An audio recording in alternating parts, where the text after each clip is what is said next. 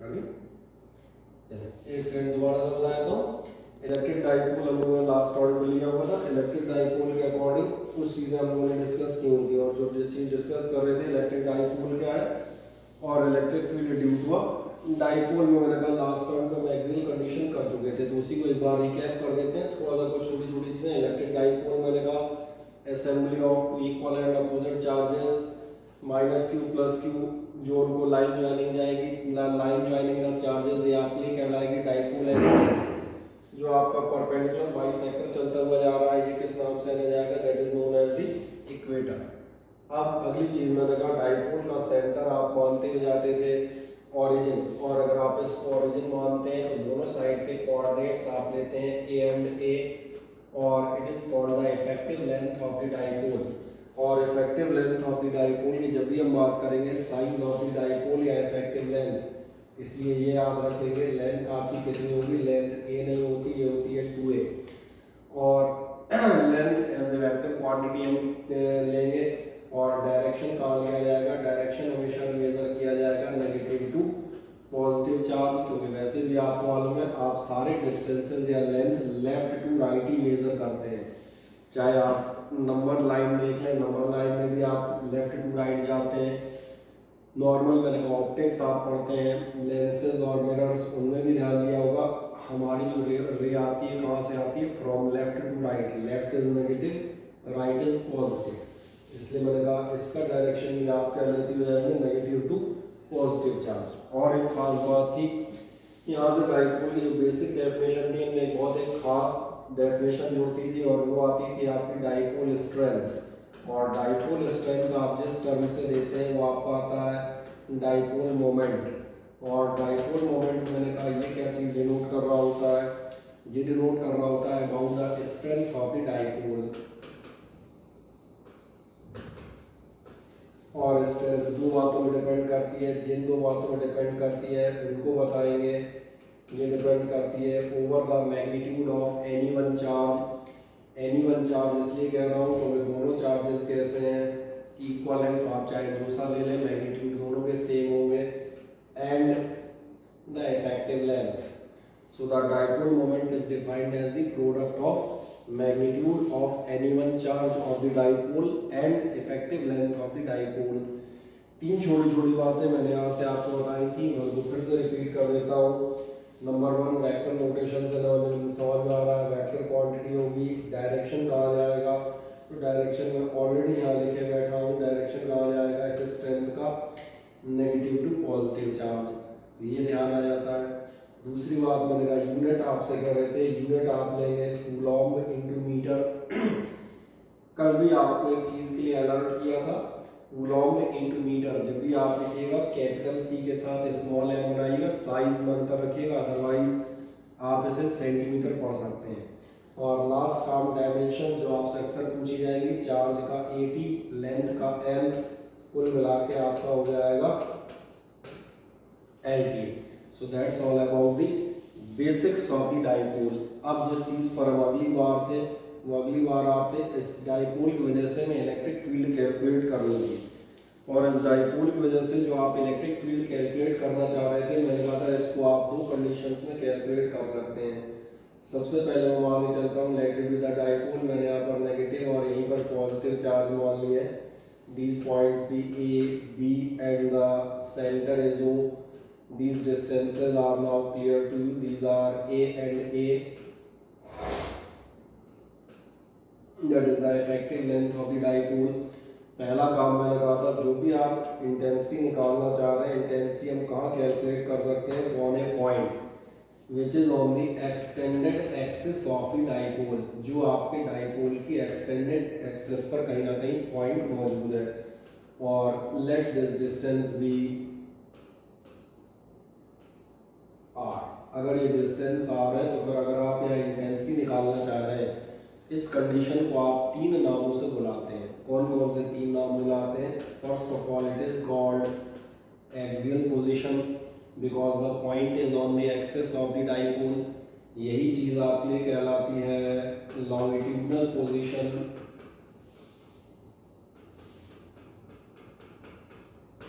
The longitudinal position because the point is along the length of the dipole, and finally it is called the end on position। ये end on position क्यों कहला रही है? क्योंकि आपको है on the या towards the ends of the dipole. अब एक सवाल था, जब यहाँ इंटेंसिटी निकालोगे तो यहाँ जो आप इंटेंसिटी निकालेंगे, क्या आपने ध्यान दिया यहाँ पर जो आपकी इंटेंसिटी आएंगी वो एक नहीं दो आएंगी, और जब दो इंटेंसिटीज आती हैं तो दो इंटेंसिटीज में से एक negative charge E1, negative charge की इलेक्ट्रिक फील्ड का अब आपको डायरेक्शन मालूम होना चाहिए या अब आपको याद होना चाहिए, because we have solved the numerical solve. ये होता है टुवर्ड्स द चार्ज या अट्रैक्टिव आप कह सकते हैं, सो दैट इज E1। ऐसे ही आपका पॉजिटिव चार्ज की जो इलेक्ट्रिक फील्ड है इसका डायरेक्शन होता है रिपल्सिव और away from the charge outwards, तो ये हो गया आपका E2। और इसलिए मैंने कहा था यहाँ जो आपका रिजल्टेंट आएगा वो रिजल्टेंट कितना आएगा, वो रिजल्टेंट आपका आएगा E इज इक्वल्स टू आना चाहिए,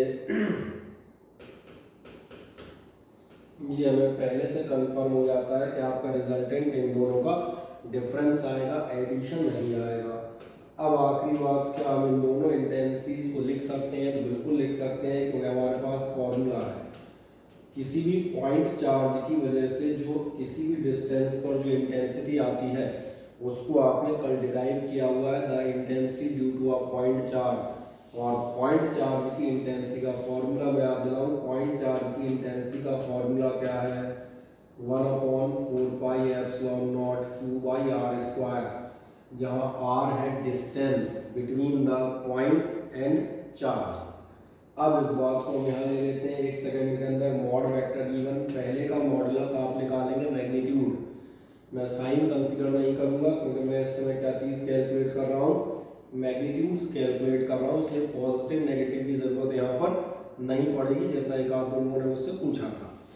अब जैसे मॉड E1 निकालेंगे कितना होगा, ये होगा 1/4 pi epsilon naught Q upon distance. E1 निकाल रहे हो पहले चार्ज की यहाँ से यहाँ तक का डिस्टेंस, और यहाँ से यहाँ तक का डिस्टेंस आप चेक करेंगे तो ये है R सेंटर तक और प्लस A, चाहे तो आप कह सकते हैं AP इज द डिस्टेंस। जब आपने लिखा है तो मैंने उसको AP लिखा है, यहाँ पर मैं डायरेक्ट लिख देता हूँ, ये कितना हो जाएगा।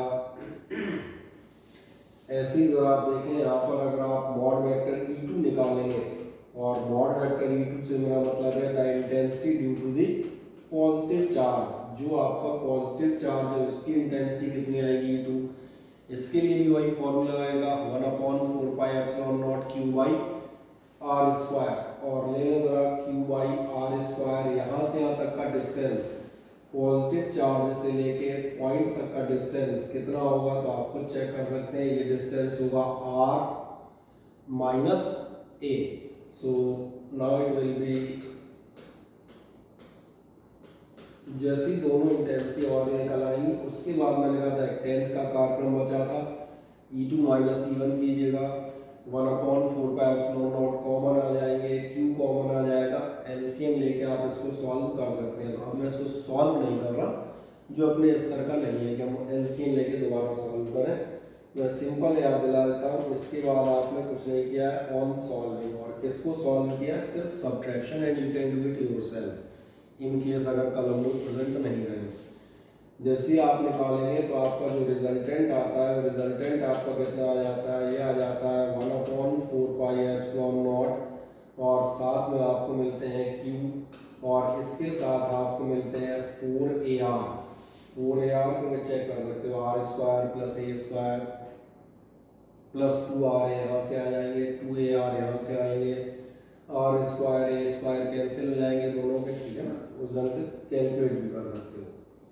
ये हुआ R² माइनस A² का होल स्क्वायर। मैंने वो इम्पॉर्टेंट स्टेप लिख दिया है, जब फिजिक्स लगनी थी सब्ट्रैक्ट हम कर लेते थे, सब्ट्रैक्शन के बाद जब हम आगे जाते थे तो आपको मिलता था mod vector E is equals to 1/4 pi epsilon naught Q into 2A।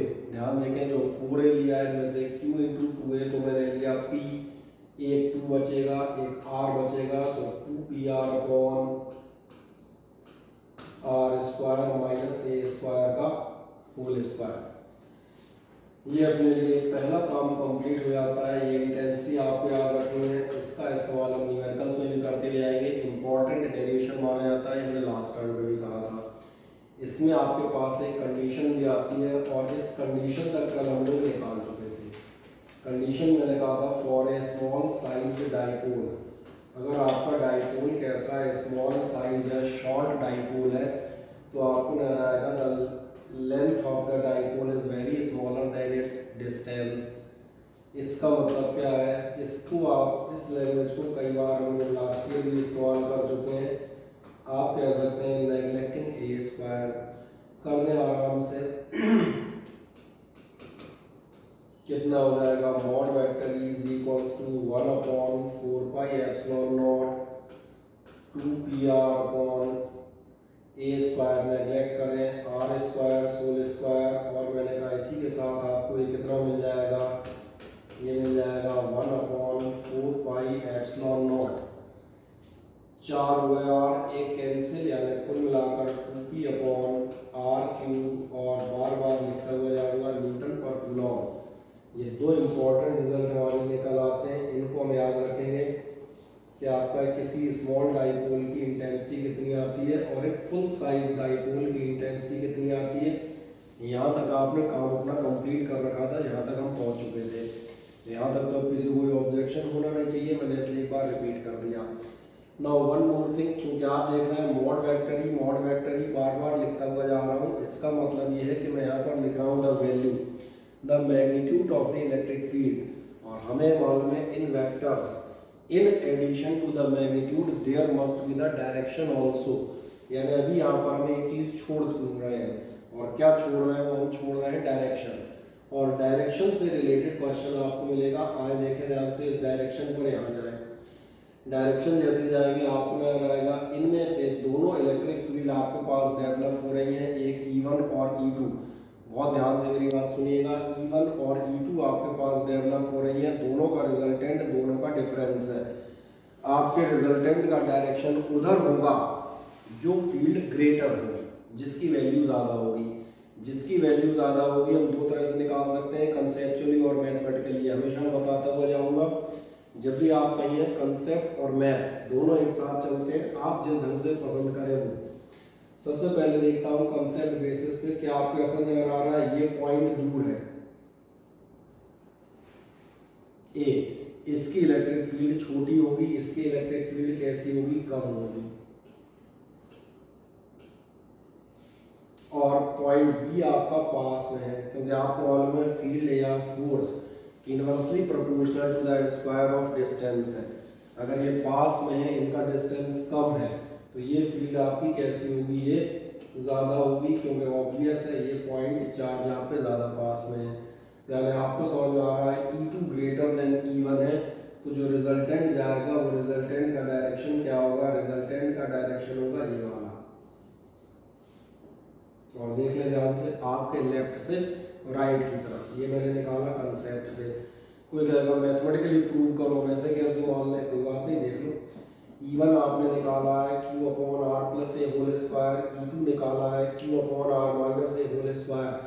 और आपको मालूम है किसी भी फ्रैक्शन में डिनोमिनेटर जितना छोटा होगा, आर माइनस ए जितना छोटा होता जाएगा, द इलेक्ट्रिक फील्ड और the value will be that much greater. इसका मतलब है ये डिनोमिनेटर छोटा हो रहा है, ये वैल्यू ज़्यादा हो गई, तो E2 ज़्यादा है, ये कंफर्म कर दिया फ्रॉम द मैथ्स और फ्रॉम द कंसेप्ट। यानी आपका डायरेक्शन कहाँ जाएगा, वो डायरेक्शन जाएगा इस साइड। और ये कौन सा डायरेक्शन है, पूरा बना देता हूँ, ये डायरेक्शन है। अब इस डायरेक्शन के लिए मैं एक लाइन लिख देता हूँ, ध्यान से देखें। डायरेक्शन होगा in along the negative charge to positive charge. किस तरफ से आएगा ये डायरेक्शन, नेगेटिव चार्ज से पॉजिटिव चार्ज की तरफ का डायरेक्शन दिख रहा है। तो एक काम करें, यहाँ हम ये निकाल चुके हैं E2, अब इसके नीचे लिखें डायरेक्शन, और इम्पोर्टेंट चीज डायरेक्शन लिख दें, मैं यहाँ पे मेंशन करूंगा।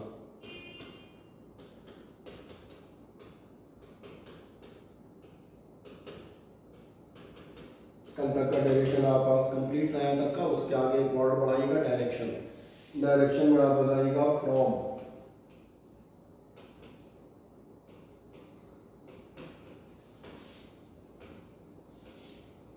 नेगेटिव टू पॉजिटिव चार्ज और from negative to positive charge लिया है। तो फिर एक बात याद दिलाता हूँ, अभी जब हम लोग पीछे पढ़ रहे थे तो हमने एक चीज पढ़ी थी और हमने पढ़ा था कि आपका डाइपोल मोमेंट का डायरेक्शन भी कहाँ होता है, नेगेटिव टू पॉजिटिव चार्ज। मैंने कहा फिजिक्स से छोटी छोटी बातें याद रखते चलिएगा, उन्हीं को लेके हम आगे बढ़ते हैं।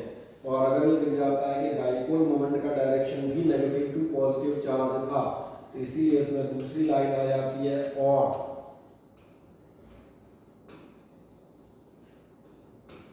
along the direction, कहीं वो पैरेलल लिख देंगे कोई दिक्कत नहीं, along the direction of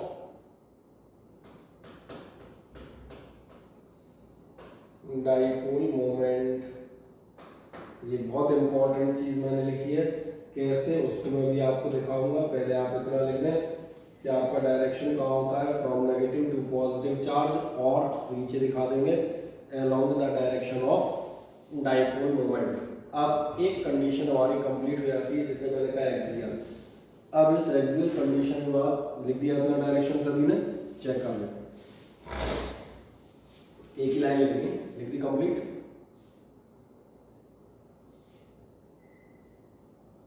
ठीक, अब हम एक नेक्स्ट बढ़ते हैं इसके बाद, और नेक्स्ट हम बढ़ेंगे इसके बाद अगली जो कंडीशन आएगी वो आपके आगे आती है इक्वेटोरियल पोजीशन पे। सिंबल हेडिंग डाल दीजिएगा इक्वेटोरियल पोजीशन, मैं हेडिंग डाल देता हूँ। चलो वैसे मैं 3 हेडिंग डालता हूँ, मैं लिखता हूँ इक्वेटोरियल पोजीशन, ये आपकी कहलाती है ट्रांसवर्स पोजीशन, ये आपकी कहलाती है ब्रॉड साइड ऑन पोजीशन, और यही कहलाती है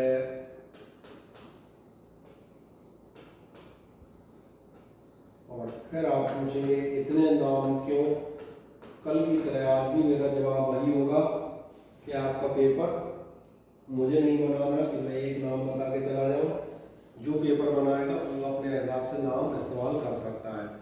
लिख दें ऑल द 4 नेम, पहला नेम है आपका इक्वेटोरियल, दूसरा नाम है ट्रांसवर्स, तीसरा नाम ब्रॉड साइड ऑन, चौथा नाम परपेंडिकुलर बाइसेक्टर। कोई नाम छूट भी जाता है तो कोई दिक्कत नहीं, आपकी शीट में लिखे हुए सारे है ना, शीट भी आपके पास मौजूद है। आज हम बात करते हैं सबसे बेसिक चीज की। हम फिर से एक बार बढ़ते हैं, अब की बार हम लेते हैं, मान चले यहाँ पर मैं ले लेता हूँ अपना डाइपोल, और फिर मैंने मान लिया ये नेगेटिव चार्ज और ये पॉजिटिव चार्ज। नेगेटिव चार्ज और पॉजिटिव चार्ज के साथ ये हमारा सेंटर, इसको सपोज कर लीजिएगा ए, इसको हम मान लेंगे बी, ये डिस्टेंस आपको मालूम है, ये डिस्टेंस भी हमारा ए होगा और ये डिस्टेंस भी आपका कितना होगा, ये भी ए होगा, ये आपको मालूम ही है। अब जो हमें पॉइंट लेना है खुद ही दिख रहा होगा, ब्रॉड साइड ऑन, चौड़ी तरफ, ट्रांसवर्स, खड़े में, इक्वेटोरियल, इक्वेटर पर, परपेंडिकुलर बाइसेक्टर, चारों नाम समझ में आ रहे होंगे। अब आपका पॉइंट कहाँ पर है, अब पॉइंट है यहाँ पर, और इस पॉइंट पर मुझे निकालनी है intensity of electric field at a distance are.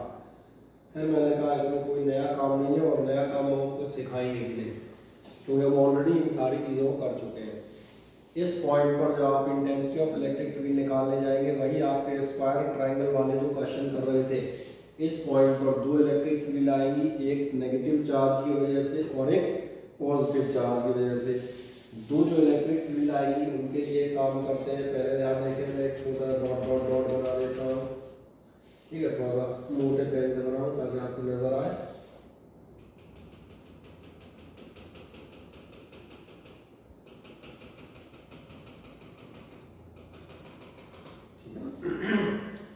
अब अगली बात ये है, मैंने कहा इस पॉइंट पर क्या होगा, दोनों तरफ से इंटेंसिटीज आएंगी, और फिर वही चीज 2 इंटेंसिटीज जो आएगी तो आपको उनके डायरेक्शन पता होने चाहिए। नेगेटिव जो इंटेंसिटी आएगी वो आएगी अट्रैक्टिव, यानी उसका डायरेक्शन होगा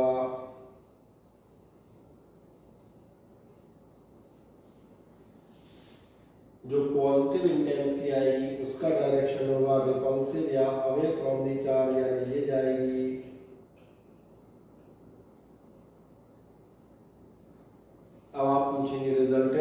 होगा तो रिजल्टेंट भी बड़े आराम से निकाला जा सकता है। रिजल्टेंट आपको मालूम है वो होगा पैरेललोग्राम के अकॉर्डिंग, यानी कहीं ना कहीं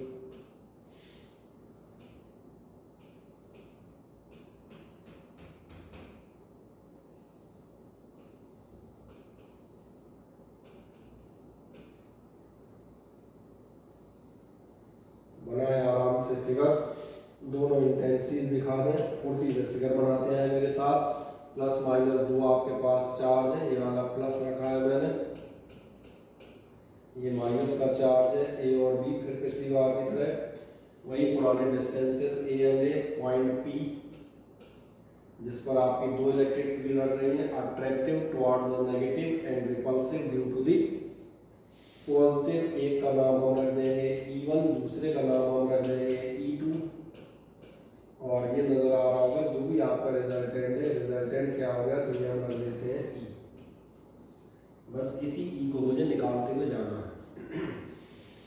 ठीक, सुविधा के लिए आप देखिएगा, मैं सपोज करता हूँ let this angle be theta, और एक तरफ थीटा है तो दूसरी तरफ भी कितना होगा, थीटा ही होगा भाई, सीधी सी बात।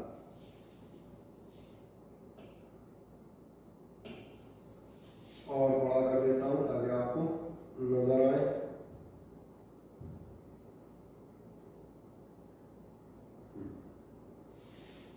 बनाने में आपको सुविधा हो इसलिए फिगर को मैंने थोड़ा सा बड़ा कर दिया है।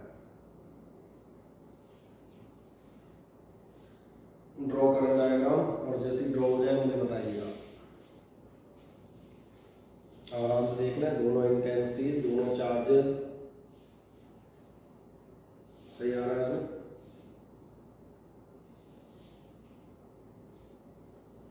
Angles theta,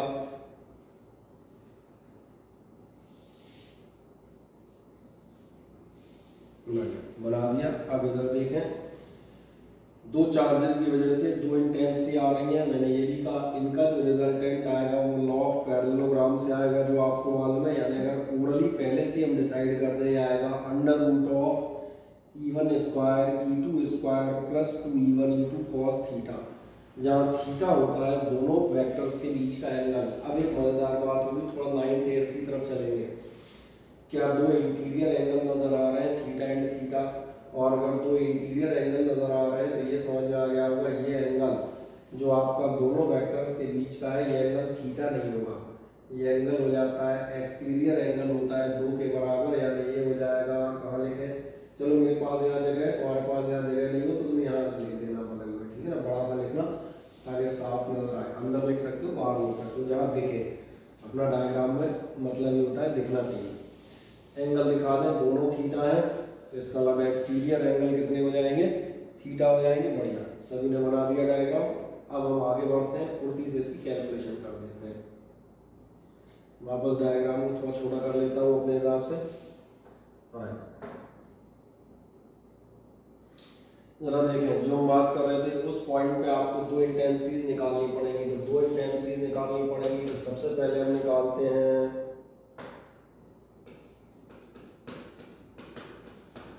electric field due to charge minus Q वाली नजर आ रही थी, इसकी E1 है, ये मैंने पहले निकाली। जब चार्ज इसकी निकालोगे तो कितना आएगा, mod vector E1 is equals to होगा आपका फिर वही 1/4 pi epsilon naught Q upon distance square, distance यानी AP। और अगर AP की बात करते हैं, AP स्क्वायर, तो एक छोटा सा काम करें, संत पाइथागोरस को याद करें, अपने आप दिख जाएगा R square plus A square, तो कितना हो जाएगा Q upon R square plus A square. ये पहली वैल्यू हमारी निकल जाती है। चलते हैं मेरे साथ साथ,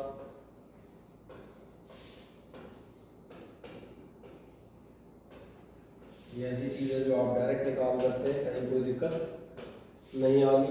ऐसे हम चलेंगे and due to the charge plus Q। अब प्लस Q की वजह से देखें, मजेदार बात ध्यान देखना, प्लस Q का भी डिस्टेंस वही है, वही BP आएगा, फिर वही हाइपोटेन्यूज फंसना है। फिर भी चलो हम दिखा देते हैं। Mod vector E2 is equals to आपका कितना आएगा, ये आएगा 1/4 पाई एप्सिलॉन नॉट, साथ में हो गया आपके Q upon BP square is equals to आप मिलेगा 1/4 pi epsilon naught Q upon, फिर से आप बढ़ेंगे R square plus A square, ये हो गया आपका इक्वेशन नंबर सेकेंड। और इससे जो एक महान बात आपको पता चलेगी, वो महान बात आपको ये पता चलेगी कि आपके मॉड वेक्टर E1 और मॉड वेक्टर E2 आप में कैसे हैं, ये दोनों सेम है, दोनों इक्वल है, केवल इनके डायरेक्शन में अंतर है। पहुंच जाए इस लाइन तक मजे से, कहीं कोई दिक्कत नहीं।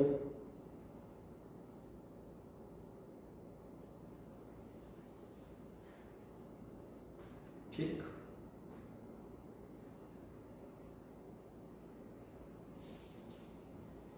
अब जैसे आप यहाँ तक पहुंचेंगे mod vector E1 is equals to mod vector E2, अब हमारे पास यही पड़ेगा रिजल्टेंट, और इसलिए हम जाएंगे अगले स्टेप में रिजल्टेंट इलेक्ट्रिक फील्ड। तो लिख दें रिजल्टेंट इलेक्ट्रिक फील्ड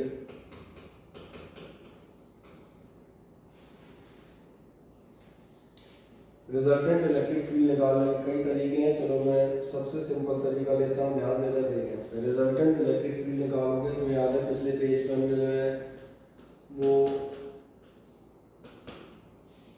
रिजल्टेंट वाला पैरेललोग्राम बना रखा है, वो बना रखा है। Mod vector is equals to कितना आएगा, ये आएगा √(E1 square plus E2 square plus 2E1 E2 और साथ में कॉस, और ध्यान से देखना यहाँ पर थीटा नहीं 2 थीटा होगा, और 2 थीटा क्यों हो रहा है ये भी आपको नजर आ जाएगा, क्योंकि यहाँ पर हमने 2 थीटा माना हुआ था। सही है, कर दें अगला step. Mod vector is equals to √(E1 square plus E2 square plus 2E1 E2 cos theta.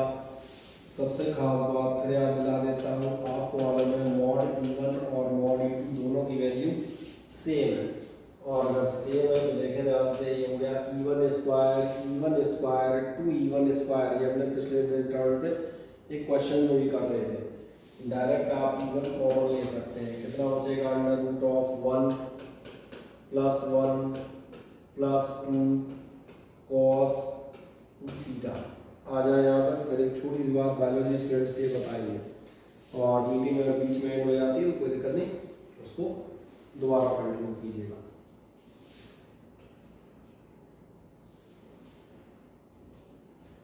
ये आराम से दिख जाएगा, E1 E2 है, कॉमन ले लिए।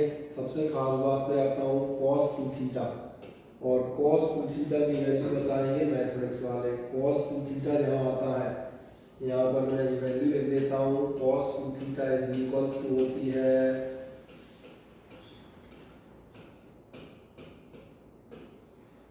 तो इसमें मैंने कहा था बायो वालों के लिए मैंने अलग से बगल में लिखी है, मैथमेटिक्स वालों को वैसे ही याद होनी चाहिए भैया, है ना।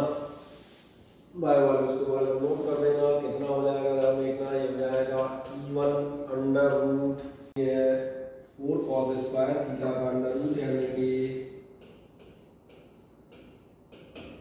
2 cos थीटा, और लास्ट का E1 हमारे पास कितना है, आपके पास भी लिखा हुआ है, वहीं से मैं उसको उठाऊंगा। आ जाए यहाँ तक, एक लाइन और बढ़ते हैं मेरे साथ साथ, बस मैं E1 की वैल्यू रखने जा रहा हूँ, और कहीं से नहीं, ऊपर आपकी कॉपी में लिखी है।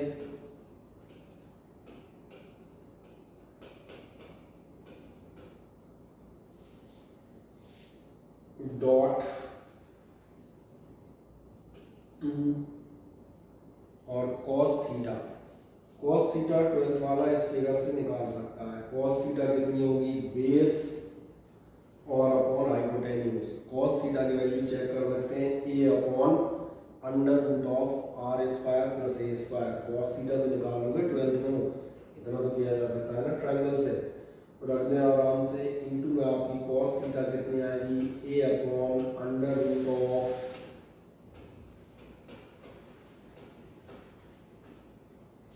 बस एक लाइन और चलेंगे, आराम से यहाँ तक पहुँच जाए। एक वर्ड में एक लाइन का सॉल्यूशन हमारे पास केवल बचता है लास्ट।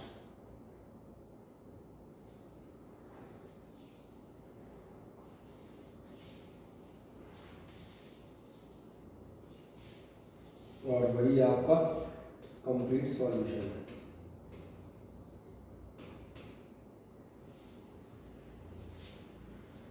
कर दिया गया, इतना चेक कर लें।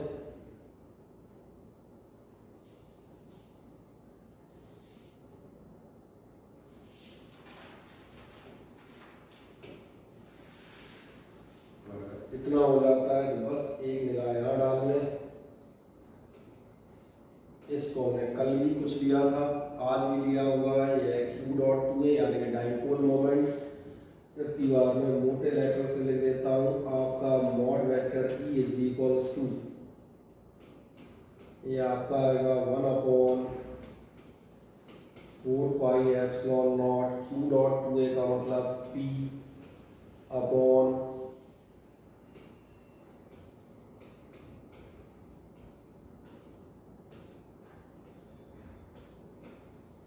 ये तो कर ही लोगे, पावर 1.5 का मतलब टोटल 3/2। और लास्ट कहानी न्यूटन पर कूलॉम से लास्ट आंसर को मार्क कर दें। कितना दिखा देंगे,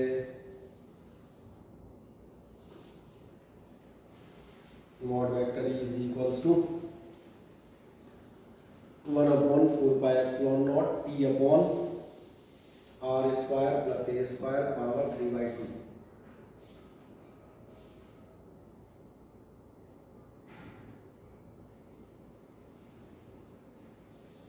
क्या हो जाता है सभी का, देखें कंप्लीट हो जाए तो बताइएगा।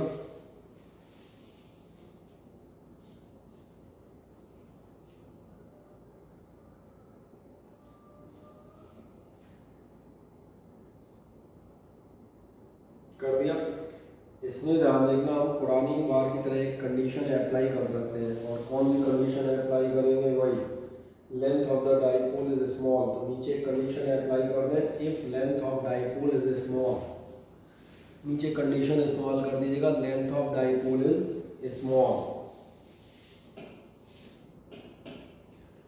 और लेंथ ऑफ डाइपोल स्मॉल, अभी आप पीछे भी कर रहे थे, वही कंडीशन है। अगर कंडीशन आप लेंथ ऑफ डाइपोल स्मॉल करते हैं, इसका मतलब क्या होगा, ए वेरी लेस देन और, यानी आप कह सकते हैं ऑन नेग्लेक्टिंग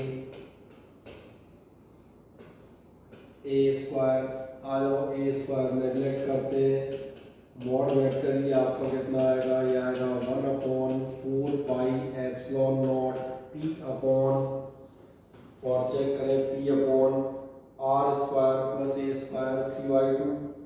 तो हमने A स्क्वायर नेगलेक्ट किया, यानी कितना हो जाएगा, R square raise to power 3/2। 2 cancel होंगे, so finally you are getting it, mod vector is equals to 1/4 pi epsilon not P upon R³ newton per coulomb हमेशा की तरह। और आखिरी काम, इंपॉर्टेंट रिजल्ट निकाल दें। कंडीशन में A very less than R, on neglecting A square को आप नेग्लेक्ट कर दीजिएगा। A स्क्वायर को आप जैसे ही नेग्लेक्ट करेंगे, आपको मिलेगा R स्क्वायर पावर 3/2, और ये हो जाएगी P अपॉन R³। और अभी आखिरी काम और बचता है, और वो बचेगा डायरेक्शन। सवाल है इलेक्ट्रिक फील्ड का डायरेक्शन का। ध्यान देखो, तुम्हारे पास फिगर बना हुआ है, तुमने उसमें डायरेक्शन ऑलरेडी बना रखा है। देखो, तुमने जो इलेक्ट्रिक फील्ड बना रखी है, उस इलेक्ट्रिक फील्ड का डायरेक्शन देखें कहाँ जा रहा है। उस इलेक्ट्रिक फील्ड का डायरेक्शन जा रहा है ये,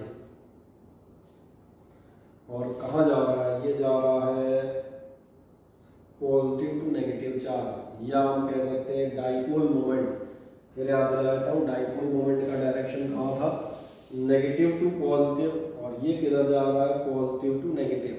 इसलिए डायरेक्शन लिख लीजिएगा। डायरेक्शन में आप बता देंगे from positive charge to negative charge. Direction में लिखते हैं from positive to negative charge, और नीचे बता दीजिएगा और अपोजिट टू डाइपोल मोमेंट लिख देता हूं। चलो एक लाइन में मैं भी,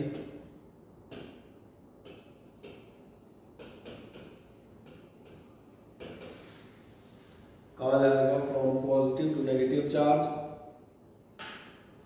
और या फिर आप कह सकते हैं अपोजिट टू डाइपोल मोमेंट। अब जो 10 सेकंड बचे हैं उनमें अपनी कॉपी की चीज़ें समेट लीजिएगा। अगली मीटिंग में हम इन्हीं दोनों चीज़ों का इस्तेमाल करने वाले हैं। एक्सियल और इक्वेटोरियल कंडीशन एक बार मजे से देख लें, दोनों के रिजल्ट्स और दोनों के डायरेक्शन, इनका इस्तेमाल करते हुए अब मैं तीसरी कंडीशन स्टार्ट करूँगा। मीटिंग शायद 10-12 सेकंड बची है, इसलिए उसके एंड होने पर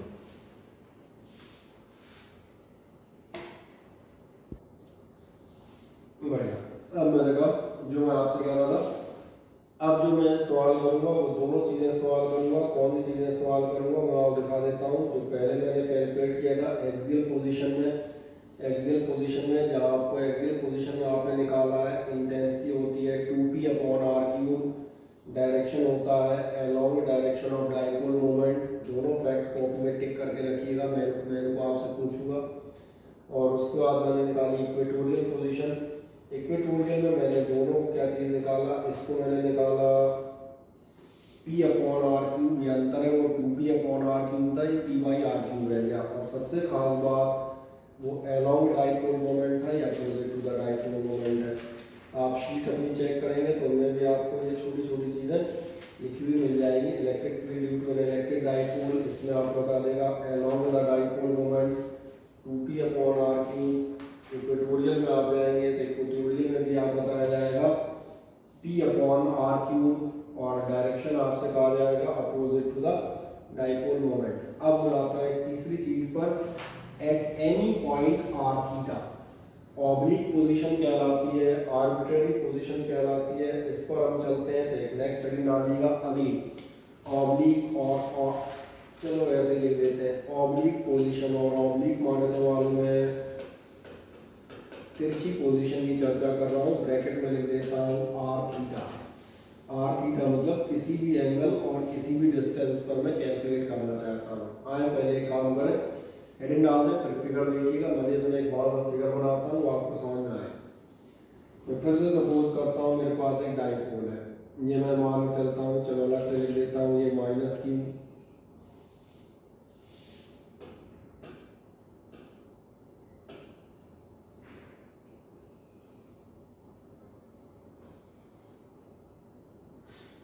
ये मैंने ले लिया +q, इसका नाम रख देता हूँ a, इसका नाम रख दिया b।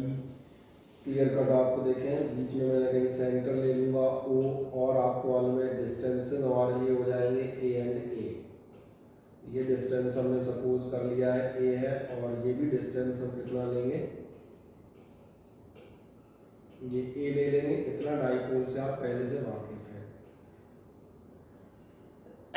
ध्यान देखिएगा, आपकी बार जो पॉइंट है ना तो मैं एक्सिस पर लूँगा ना मैं इक्वेटर पे लूँगा। मैंने कहा है मैं कहाँ लूँगा, at any position oblique position r θ।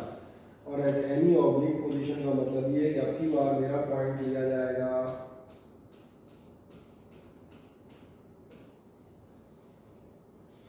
आप कहेंगे r θ से मीनिंग क्या है। r θ से मेरा साफ मीनिंग है ये एंगल मेरे लिए है यहाँ से थीटा, और ये जो डिस्टेंस है इसका वो कितना है, वो है मेरे लिए r। तो एक काम करें, मजे से इतना फिगर बना दें, ठीक। फिर फिगर को हम बाई पार्ट बनाते जाएंगे और बाई पार्ट हम समझते जाएंगे ताकि आपको सारी चीजें क्लियर रहें। ठीक, इस पॉइंट का नाम रख देता हूँ P।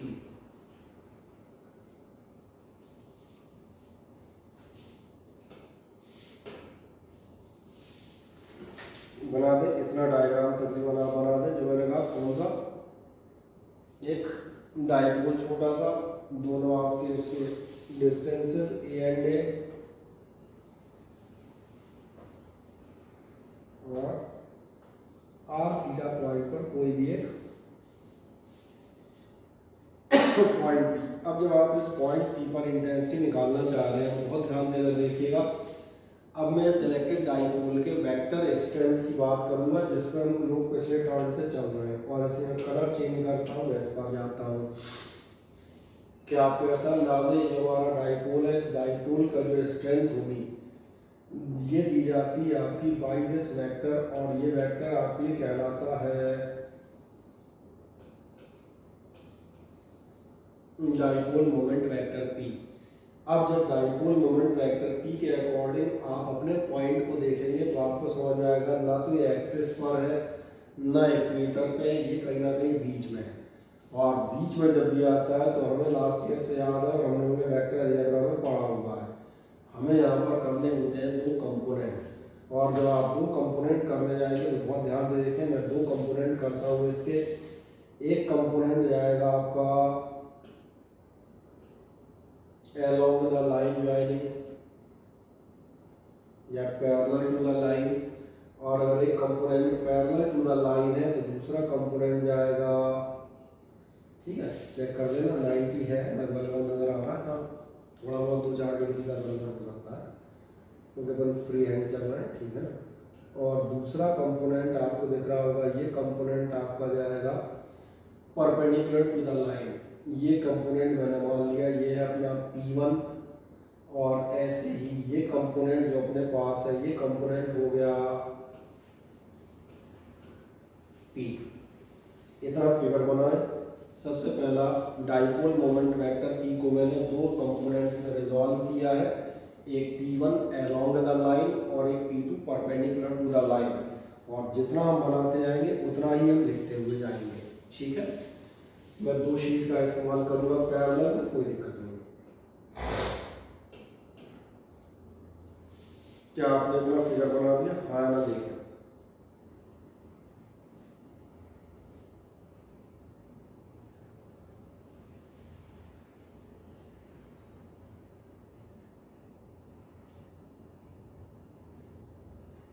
ठीक है। जब आप इतना फिगर बना देते हैं तो जो मैंने कहा था मैं दो शीट्स एक साथ फिगर इस पे लेंगे, कैलकुलेशन बदल दो, जो किया है उसी को, किताब की कॉपी पे आ गया है, आप लिख दिएगा डाइपोल मोमेंट लिख दें। अब हम कैलकुलेशन स्टार्ट करते हैं। Dipole moment vector P is resolved in two components. Dipole moment आपने क्या बताया, इसको हम रिजॉल्व करेंगे दो कंपोनेंट्स में, ठीक। साथ साथ लिखते चलिएगा मेरे। Dipole moment vector P is resolved into two components, number 1 P1 is equals to, और नंबर सेकंड हम बताएंगे P2 इज इक्वल्स टू। अब इक्वल्स टू मैंने छोड़ दिए, उसके बाद डायग्राम पे शिफ्ट होता हूँ 1 सेकंड में। इतना लिख दिया, is resolved into two components. आ जाओ, P1 दिख रहा होगा, P1 थीटा के साथ है, ये कॉस में आएगा। P2 आपको दिखेगा, ये थीटा के अपोजिट है, परपेंडिकुलर है। ये कंपोनेंट रेजोल्यूशन हमने इस साल में दिखाया है। कोई डाउट हो तो उस लेक्चर को वेक्टर अलजेब्रा के आप एक बार रेफर कर सकते हैं। थीटा के साथ वाला कंपोनेंट कॉस में जाएगा, ये वाला आपका साइन में जाएगा, और जैसे ही में याद आता है तो हमने लिख दिया P1 इज इक्वल्स टू होगा P cos थीटा, कहाँ जा रहा है, along the line joining P, add कर दें, और ऐसे दूसरा हो जाएगा आपका P2 is equals to P sin theta. इसमें आप बताएंगे परपेंडिकुलर टू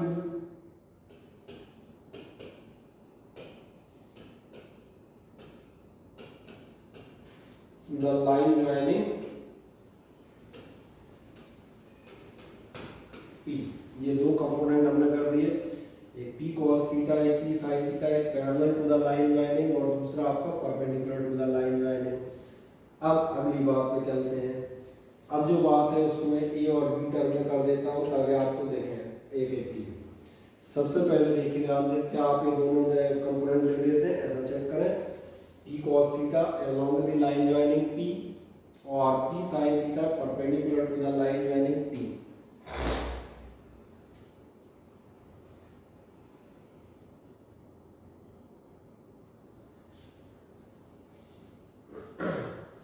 ठीक है, दोनों स्टेटमेंट आपने जैसे लिख दिए। अब ध्यान से देखें, अब अगर इस फिगर को मैं ध्यान से लिखूं तो अब आपने क्या किया है, आपने अपने वेक्टर P के दो कंपोनेंट कर लिए हैं। अभी मैं इस फिगर में से, आप नहीं कर पाएंगे, मैं इस फिगर में से वेक्टर P हटा देता हूँ क्योंकि वेक्टर P की तो कोई जरूरत रहेगी नहीं। वेक्टर P के तो मेरे पास दो टुकड़े हो चुके हैं, एक ये और एक वो। ये जैसे अगर आप बाजार में जाए 200 रुपए का नोट खुले कराएं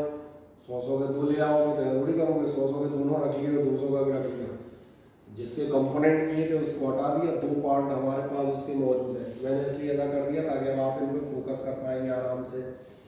जरा देखें क्या पहला डाइपोल नजर आ रहा है, इस पॉइंट को ध्यान से देखें। ये जो आप सामने पॉइंट बनाए हुए हैं, ये पॉइंट क्या आपको ऐसा नजर आता है, ये पॉइंट इस P1 के ठीक सामने है, और ठीक सामने को हम कहते हैं एक्सियल पोजीशन।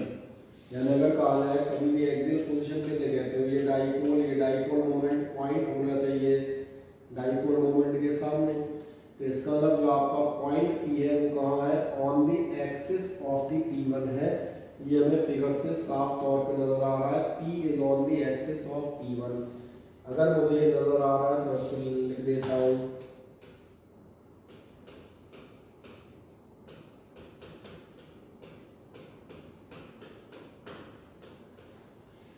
पहले डाइपोल P1 के अकॉर्डिंग एक्सिस पर है, और अगर एक्सिस पर है तो ध्यान से देखिएगा इधर हेंस,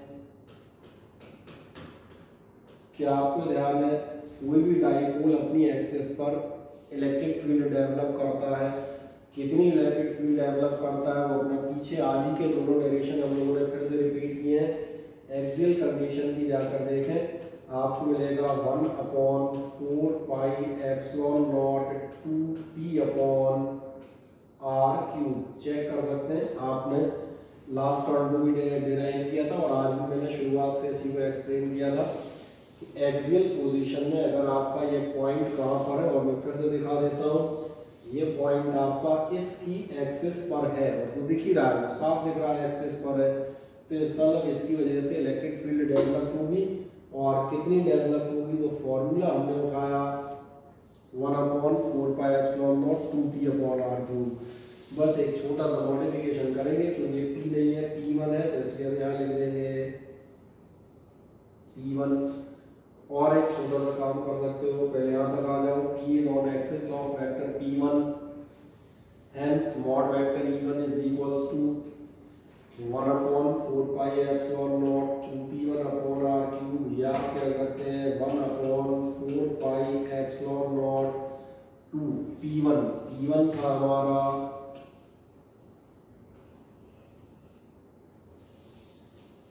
P cos थीटा, तो वैल्यू रख दो वजह से कहाँ लिखा है?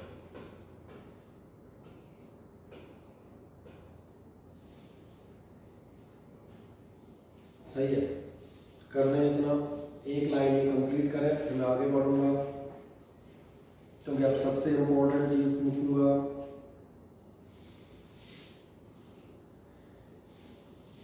जरा अपनी कॉपी चेक करके मुझे ये बताएं कि जो एक्सियल इंटेंसिटी है इसका डायरेक्शन कहाँ होता है।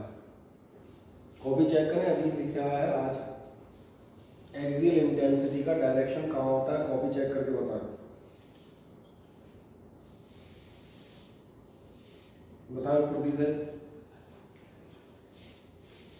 नेगेटिव टू पॉजिटिव चार्ज, बिल्कुल सही कह रही है रोहिणी जी, बिल्कुल सही जवाब है आपका। और जो आप नेगेटिव टू पॉजिटिव चार्ज कहती हैं, और हल्का सा उसमें एक चीज और बढ़ा देता हूँ, और वो बढ़ाऊंगा मैं कहाँ लिखता हुआ जा रहा था, ये वाला रहा। सही जवाब था आपका, बिल्कुल सही आप कर दे। नेगेटिव टू पॉजिटिव चार्ज, ये हमने कहा था along the direction of dipole moment. ये मैंने इसलिए पूछा कि आपको याद आ जाए, और अगर ये याद है तो बस मेरा काम हो गया। अगला वाला तो मालूम है अपोजिट टू आएगा, एक ही पूछना था क्योंकि एक से ध्यान आ जाता है। और अगर मैंने कहा इस इंटेंसिटी का डायरेक्शन, आप क्या कह रहे हैं, इस इंटेंसिटी का डायरेक्शन होगा, पहली बात तो इस पॉइंट पर इंटेंसिटी आएगी, ये कंफर्म हो गया।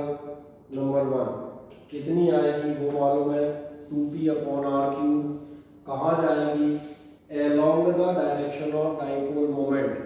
along the direction of dipole moment मतलब आपके E1 का डायरेक्शन कहाँ होगा, दिख रहा होगा, E1 का डायरेक्शन होगा along the direction of dipole moment। तो एक काम करें, E1 बना दें अपने फिगर में, इसमें लगा था उतना ही उतना फिगर बनाऊंगा, जितना जितना समझाता जाऊंगा बाई पार्ट, एक साथ बना के नहीं कर रहा, नहीं तो फिर आप कंफ्यूज होते रहेंगे। बिल्कुल सही, अलोंग द डाइपोल, अंजलि का कहना था, यही मैंने इस्तेमाल किया है। ये आप चेक कर सकते हैं अंजलि जी, ये डाइपोल मोमेंट और मैंने E1 कहाँ लिए, अलोंग द डाइपोल। बस दूसरा तो डायरेक्ट उल्टा है, तो दूसरा तो अपन शॉर्टकट मारेंगे। क्या इतना फिगर में आपने एक लाइन बना दी, इस पॉइंट पर एक इलेक्ट्रिक फील्ड आ जाए, हम वापस बढ़ते हैं। अब अगली बार देखते हैं, ध्यान देखना, सेकंड पार्ट देखता हूँ, और सेकंड पार्ट में मैं एक लाइन लिखता हूँ, मैं लिखता हूँ P is on equator of vector P2 लिख देता हूँ, फिर आपको दिखाता हूँ। जो मेरा पॉइंट P है वो सेकंड डाइपोल की इक्वेटर पे है, और इसलिए सेकंड डाइपोल इक्वेटर की इंटेंसिटी सेम आती है, वो आती है 1/4πε0। चेक कर लो, वाली 4 लाइन पीछे निकालिए, P/r³ आती है, तो मैंने यहाँ लिख दिया P/r³। बस अंतर इतना, यहाँ P2 है तो मैं P2 लिख दूंगा, और इज इक्वल्स टू लिख दूंगा 1/4πε0।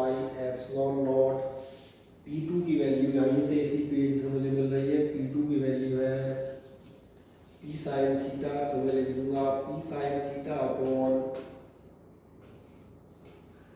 r³।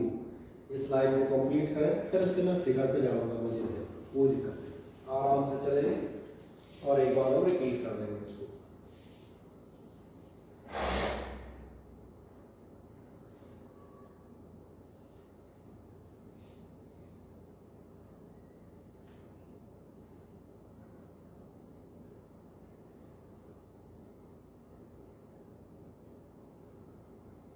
कर दी कंप्लीट लाइन।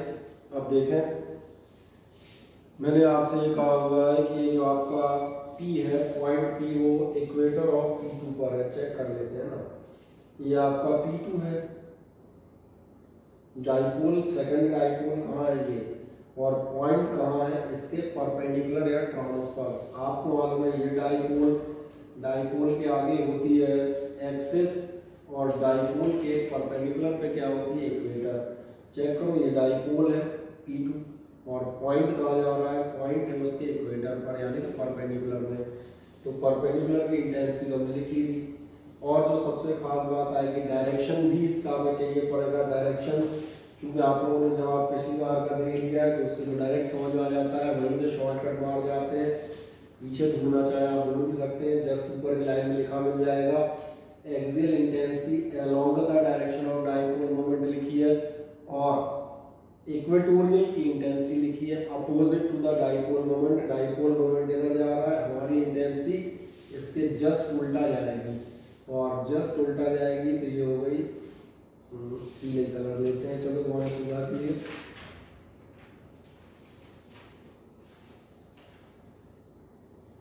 ये हो गई हमारी E2, और जैसे ही E1 और E2 हुए, अब इनका रिजल्टेंट 1 सेकंड में वही पुरानी गतियां कार्टून से आएगा। किससे इनका रिजल्टेंट आप बताएंगे? एक मजेदार बात है, क्योंकि परपेंडिकुलर है दोनों, तो रेक्टेंगल बन जाएगा, और ये हो जाएगी आपकी रिजल्टेंट E। दिखा दें, अब इसको मैं दिखा देता हूँ, ये E और ये एंगल मान लीजिएगा, चलो अल्फा मान लेते हैं, ठीक है। बचे हुए फिगर का थोड़ा सा एक्सटेंशन करें। E2 दिखा दें opposite to the dipole moment, और उसको दिखा दें, दोनों का रिजल्टेंट आप पैरेललोग्राम से निकाल लेंगे, खत्म। इस तरह से हमारा फिगर भी पूरा हो गया, और हमारी कैलकुलेशन भी लगभग पूरा होने पे आ गई।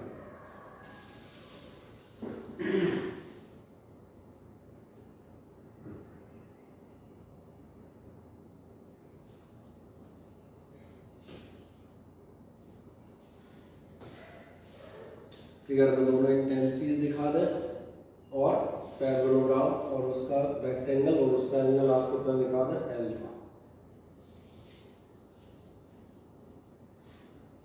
बन गया। चलिए, अब जो आखिरी काम बचा वो अब तो यहाँ दिख ही रहा होगा, कई बार हम कर चुके हैं। रिजल्टेंट क्या होगा, 90 डिग्री पे under root of first square plus second square, और डायरेक्ट यहाँ से रिजल्टेंट निकल ही रहा है। इतना आइडिया जैसे में लग जाता है, तो बस हम सीधे रिजल्टेंट में पहुँचते हैं।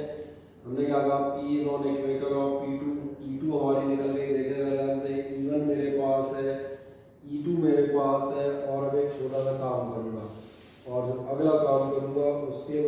रिजल्टेंट, अगले स्टेप बढ़िएगा दस रिजल्टेंट इलेक्ट्रिक फील्ड, बढ़ जाइए दस रिजल्टेंट,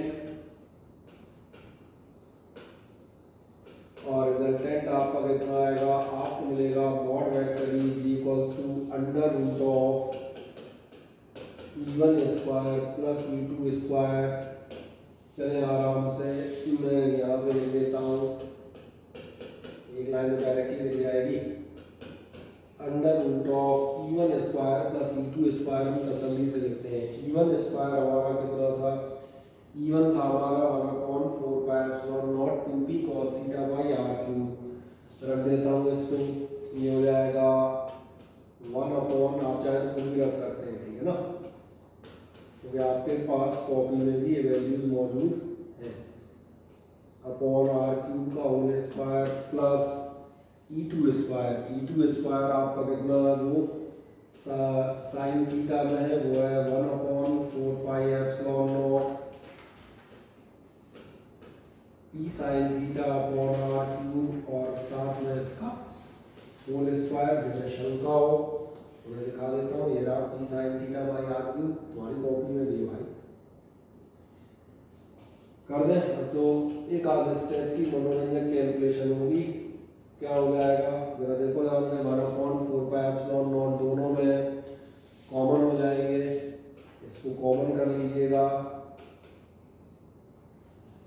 पी ध्यान से देखें दोनों में है, कॉमन हो जाएगा, r क्यूब दोनों में है, कॉमन हो जाएगा, तो फिर बचेगा क्या, बचेगा ये कि p हट गया, r क्यूब हट गए, बचा 2 cos थीटा, 2 cos थीटा का मतलब ये हो जाएंगे 4 cos स्क्वायर थीटा, और प्लस p r क्यूब ये हट गया, तो क्या बचेगा साइन थीटा, यानी कुल मिलाकर ये हो जाएगा साइन स्क्वायर थीटा। और अब आखिरी लाइन आज की इस डेरिवेशन की, वैसे आखिरी तो कर रही है, इस कैलकुलेशन की लास्ट लाइन है,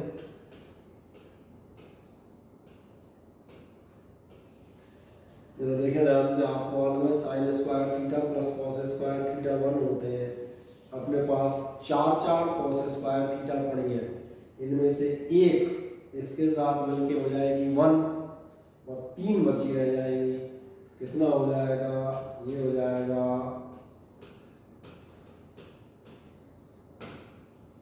इस ढंग से हमारे पास एक इंपॉर्टेंट रिजल्ट निकल आता है।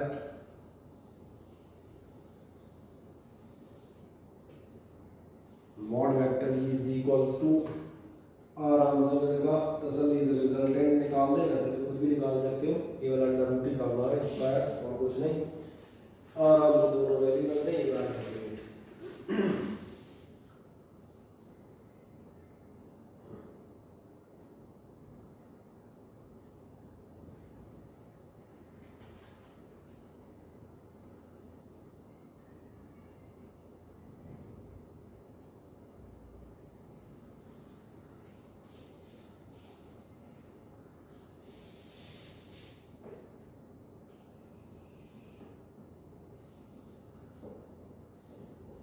अब क्या है, कंप्लीट हो जाता है, ऐसा चेक करें,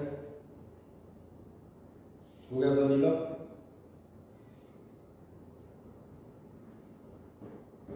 कर दिया ना, चले।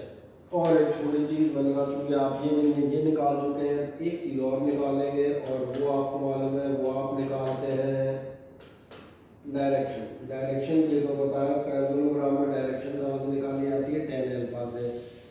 पर्टिकुलर अगर मैंने कहा कौन सा हो, वो अगर हो जाए आपके पास रेक्टेंगल, रेक्टेंगल में हमने पहले ही मान लिया था किस एंगल पे हो, अल्फा एंगल पे हो, tan अल्फा की वैल्यू निकाल सकते हो। tan अल्फा दिख रहा होगा परपेंडिकुलर अपॉन बेस, इतना तो दिख ही रहा है, परपेंडिकुलर अपॉन बेस, बस एक काम कर दो डायरेक्शन के लिए, और आगे बढ़ जाओ, डायरेक्शन के लिए आप बता देंगे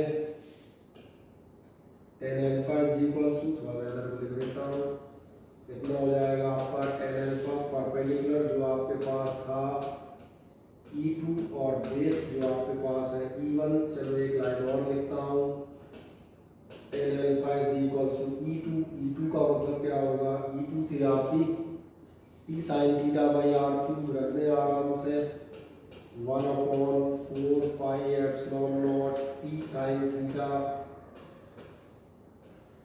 बाई आर क्यूब और अपॉन इवन आपका ये वाला था 2p cos theta by R cube, ये भी आपको मालूम है, इसको लिख दें, ये हो जाएगा आपके 1/4πε0 2p cos theta by R cube, और कुछ नहीं करना है, सिर्फ नॉर्मल सी चीजें देखनी है। क्या क्या कैंसिल हो जाएगा, 1/4πε0 चले जाएंगे, p/r³ चले जाएंगे, बचेगा क्या sin अपॉन cos tan थीटा और डिवाइडेड बाई 2, इसलिए आप कह सकते हैं tan alpha is equals to हो जाएगा 1/2, अलग से लिख देता हूँ, और sin अपॉन cos होंगे, बेहतर है आप इस आंसर को लिखें अल्फा इज इक्वल्स टू, ये आपको मेथड मालूम ही है, tan inverse of half tan theta. ये डेरिवेशन आपके पेपर में आते हैं, दोनों आपके लिए मैग्नीट्यूड निकालने के लिए और डायरेक्शन निकालने के लिए, तो दूसरा भी निकालते हैं आराम से और फिर आगे देखें। हम इसको बचेगा 2 मिनट में एक बार रिपीट करेंगे। पहले डायरेक्शन कैलकुलेट कर दें,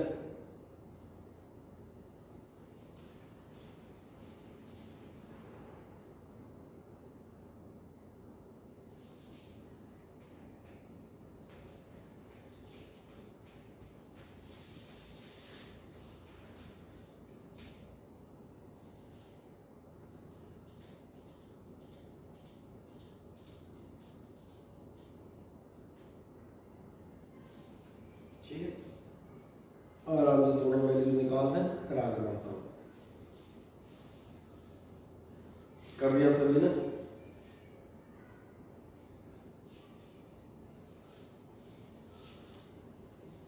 चलें करें चेक, फुर्ती से हो गया सभी का, नहीं हुआ?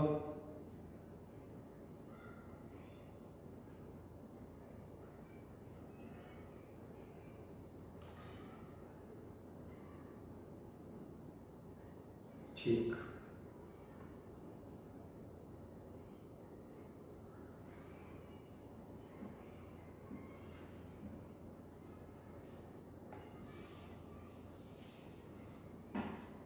जैसे आप कंप्लीट कर देते हैं आए, अब 1 मिनट के अंदर इसको दोबारा दिखा देता हूँ, देखें इधर से।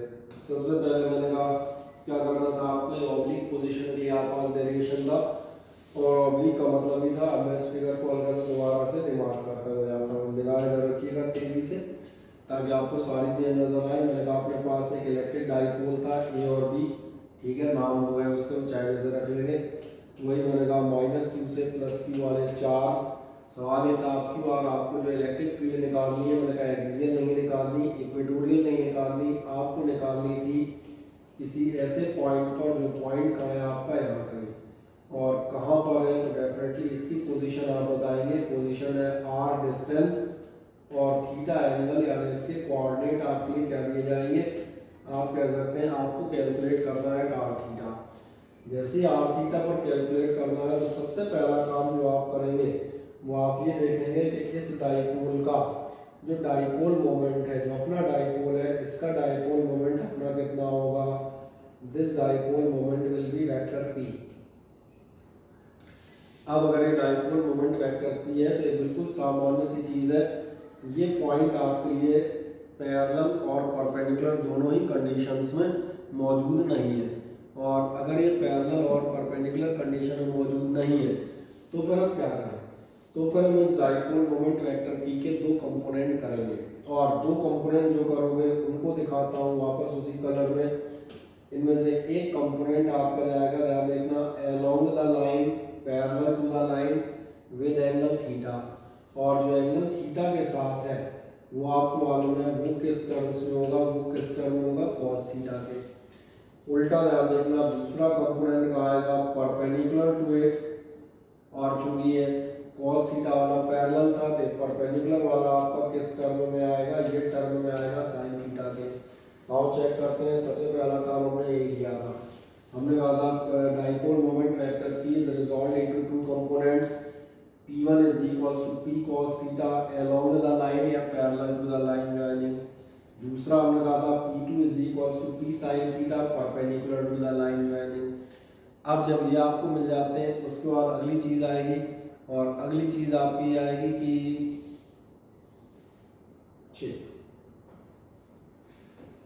ये जो आपका पॉइंट है, इस पॉइंट को ध्यान से देखें।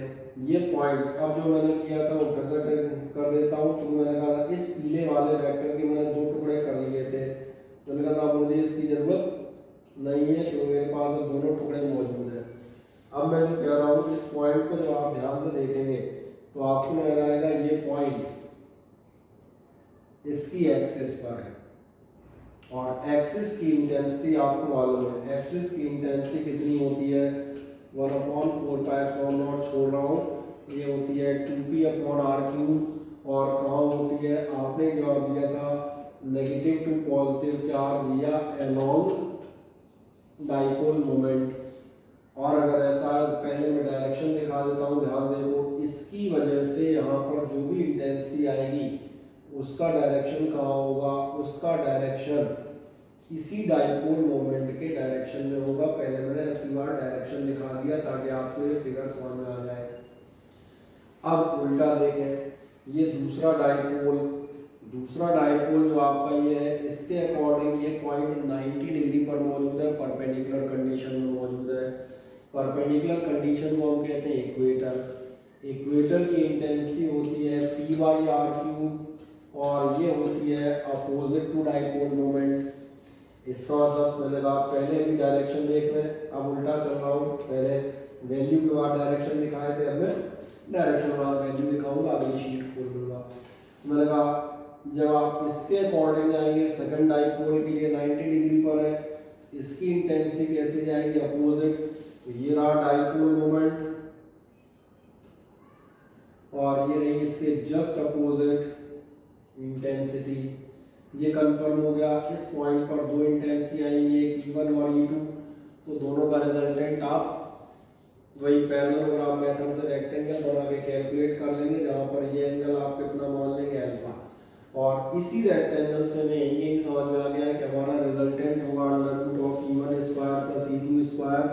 और ये भी पता चल गया है कि आपका डायरेक्शन tan अल्फा होगा परपेंडिकुलर अपॉन बेस, यानी कि E2/E1। बस फिगर का काम खत्म हुआ। इस कैलकुलेशन के लिए हम यहाँ पर चले जाते हैं।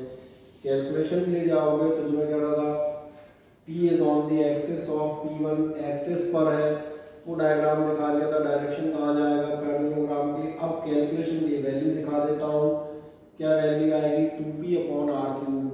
चूँकि P1 है तो P1 की वैल्यू चेक कर लो, ये है P cos थीटा, तो ये आपका आ गया 1/4πε0 2p cos θ/r³। ये पहली वैल्यू हमारी कवर हो गई। सेकंड मैंने कहा था इक्वेटर पर है, ट्रांसवर्स या परपेंडिकुलर पोजीशन में, उसकी वजह से इंटेंसिटी क्या आती है, P/r³। तो ये रही P/r³। अब P/r³ में ये कौन सा P है, सेकंड वाला है, जिसकी वैल्यू है P sin थीटा। तो मैंने वैल्यू रख दी P sin θ/r³, खत्म।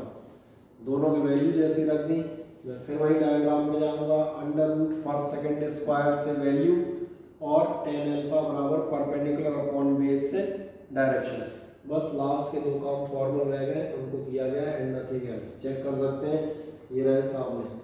इनमें कोई ऐसी मान कैलकुलेशन नहीं है कि मुझे कोई बहुत ज़्यादा समझाना पड़े। रिजल्टेंट E1 + E2² जो मैं 4 बार कह रहा हूँ, 1/4πε0 2p cos theta sin theta, दोनों का स्क्वायर। बच्चों वाली बात है, 1/4πε0 p/r³ कॉमन कर ले, cos² थीटा sin² थीटा होंगे, 4 cos² थीटा हो रहे हैं, एक उसके साथ 1 हो जाएगा, 3 बचे रहेंगे। ये मैंने कहा 10th लेवल की कार्यक्रम है, ये हम वैसे भी एक बार खुद भी सॉल्व करके समझ सकते हैं। लास्ट में अगर tan अल्फा उठाओगे तो फिगर से दिखा दिया था, 12th का मामला, E2/E1 करोगे, कर देना, E2/E1 करोगे, बड़ा कर देता हूँ, सब कैंसिल हो जाएंगे, साइन अपॉन कॉस सबको मालूम है tan थीटा होता है, कहानी खत्म। इस ढंग से ध्यान रखना, हमने यहाँ पर मैग्नीट्यूड और डायरेक्शन ऑब्लिक पोजीशन के भी हम कैलकुलेट कर लेते हैं। ये आपके डाइपोल का काफ़ी सारा कार्यक्रम मैंने कहा समाप्त हो जाता है।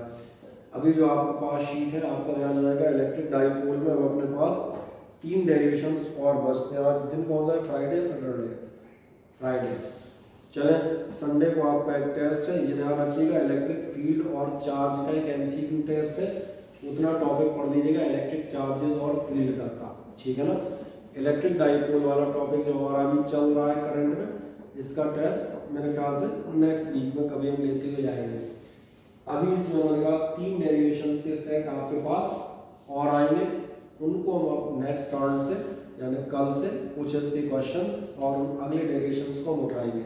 और इसमें से एक क्वेश्चन आपका गारंटीड हर बोर्ड एग्जामिनेशन में एक क्वेश्चन ना आए डाइपोल से, ऐसा अभी तक फिलहाल तो हुआ नहीं, ठीक है ना। करें इसको प्रिपेयर मजे से, चलते हैं।